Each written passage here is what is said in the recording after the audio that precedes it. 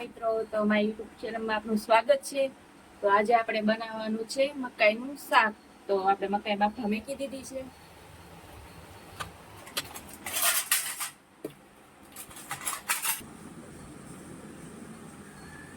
જો આ છે ડુંગળી, આ છે આપણે મશીનમાં કાઢવાની છે. તો આપણે મકાઈ બાફી લીધી છે હવે, અને આને હવે આપણે ફોલીને દાણા કાઢી નાખીશું અને અડધાને આપણે ગોળ કરી નાખીશું. અને આમાં ડુંગળી ટમેટાની આપણે મિક્સરમાં ગ્રેવી કરી નાખી છે. આ જરીક આ આદુ મરચાંની પેસ્ટ છે, આ ડુંગળીના કટકા છે, આ આખા મસાલા છે વઘાર માટે, અને આ ટમેટાની કટકી છે.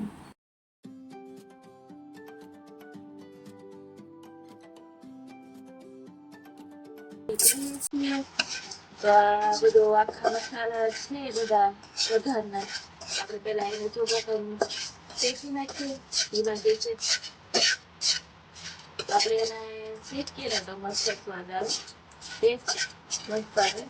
શેકીને અને પછી થોડાક ખાંડવાનું છે આપણે. આપણે આખો મસાલો નાખીશું, તેલ આવી જશે.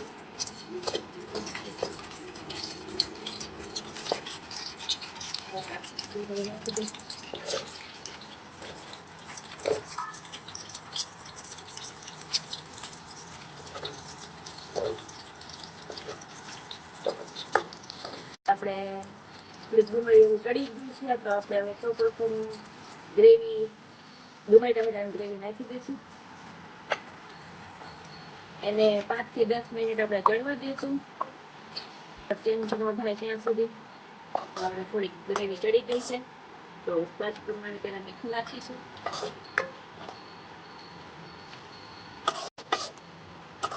મકાઈ બાફવામાં તો આપણે મીઠું નાખ્યું છે, પણ તો એટલું ગ્રેવીમાં નાખશું આપણે.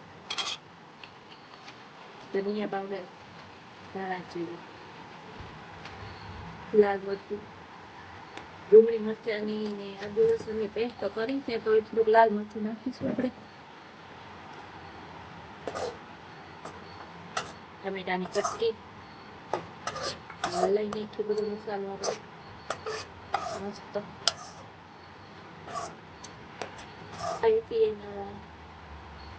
દાણા કાઢી નાખ્યા છે, નાખીશું. ગોળ ગોળ પીસ આ ખાવાની બહુ મજા આવે, અલગ જ સ્વાદ આવે.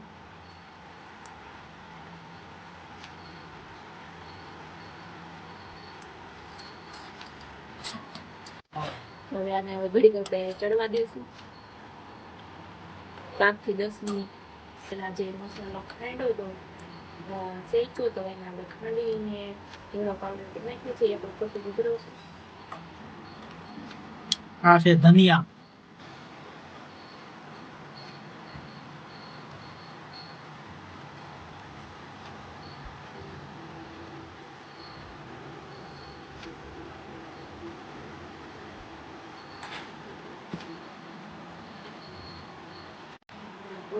ગાર્નિક કરી નાખીએ.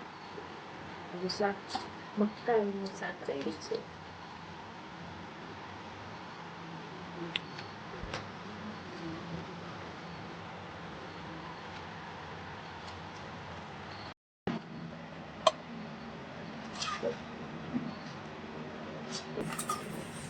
રેડી થઈ ગયું છે, તો ટેસ્ટ કરશું. એક નંબર. કેમ લાગ્યું તમને શાક? મસ્ત. કેવું લાગ્યું? એક નંબર. મસ્ત બધાને રાખવું.